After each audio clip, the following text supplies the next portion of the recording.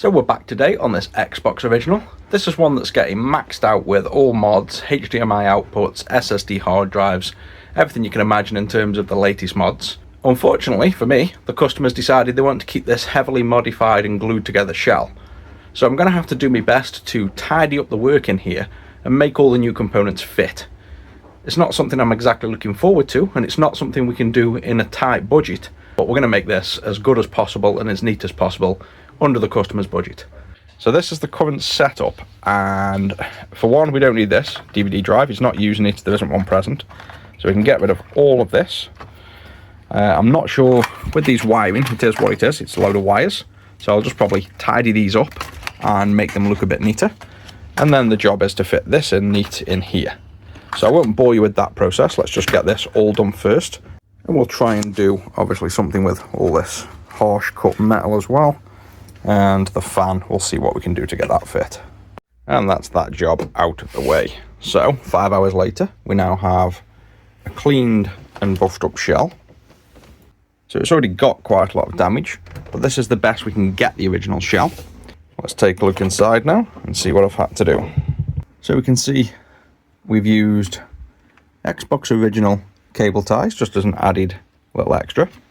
We've managed to get the Noctura fan fitted and solid in there with clean cables. The HDMI's fit, I'll show you that at the back in a minute. And all of these wiring have now been redone and neatened up so that it just simply looks clinically clean.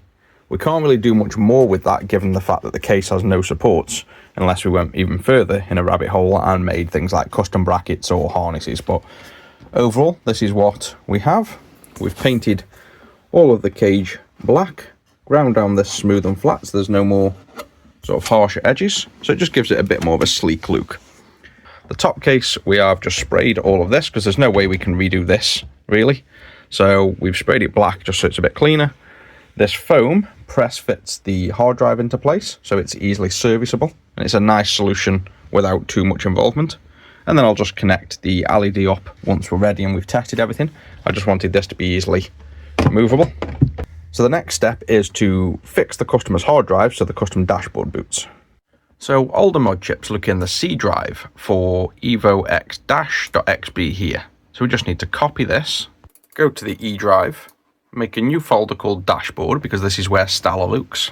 Go into there, paste the XBE and rename this to default.xbe. That's how Project Stella looks for a dashboard. And the final finishing touches on the bottom, because we can't get away from the screws now due to the case being modded, we've gone with some nice matte black screws. Some new feet off one of our consoles. And now I think that is what you call the best of a bad job.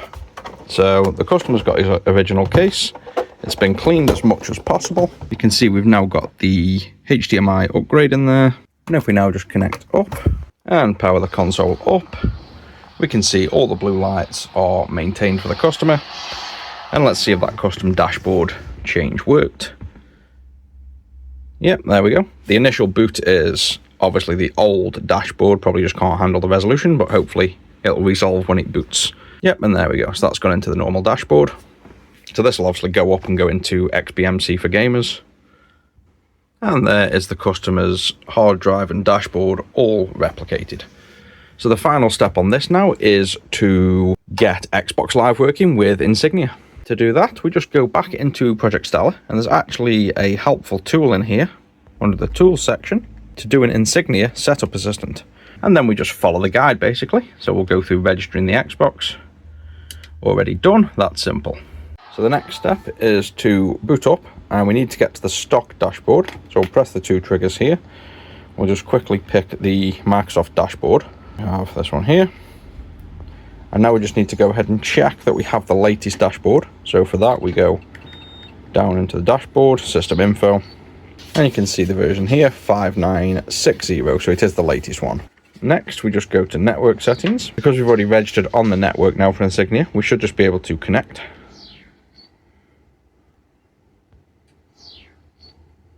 Oh, and we have one issue here. So let's just try setting the IP addresses all static. And after doing that, we now have Xbox Live connected. So it's a known issue where sometimes you just have to set your IP address static. Next, we go to Xbox Live. Now we're connected. Create a new account. And once we've entered the gamer tag, I didn't want to show that in case the customer wants to hide it, you now have to get a subscription code. You get that by going to insignia.live and simply subscribing on here for your email address. Then you will get sent a code that you can enter into this box here. Once you've entered that, you can now click continue on the purchase details.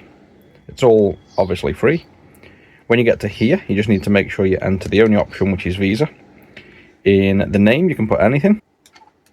In the number, make sure you put 4111, and then you just want to do 1111 1111 1111. So it's just a fake card, but it has to be this exact code. Expiration date, just put it sometime in the future, so it really doesn't matter. So that'll do. And now continue. Email address must match the email address you used when registering on Insignia.live. And now we've successfully signed up for Xbox Live, just like in the olden days. In account settings, just make sure all of these are enabled, which they are now by default, so you don't need to do any extra steps. And that's it, we're ready to go. And there you go, you can see there's the Xbox Live original dashboard, and you can see we've even got Insignia now launching new games in beta. So this is exactly like it used to be, you can use it as you used to. So let's try and jump online. And you can see there we're signed into Xbox Live now. Let's just make a quick match.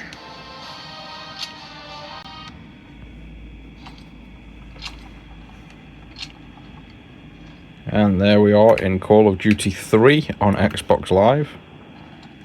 If we open the menu, you can see we're the only people online at the minute, but that's the whole point. It's actually on Xbox Live. So as this becomes more popular and more people realise this is a thing, you'll start to be able to play against people on here. At least for now, you can play against your own friends when you know they're going to be online, and I'm definitely going to get mine on Halo 2. So I think that's it for this one, guys. It turns out the customer's been sold this with also a RAM upgrade, and it clearly doesn't have one because on the boot screen we saw it said 72 meg. So they may be also having a RAM upgrade next.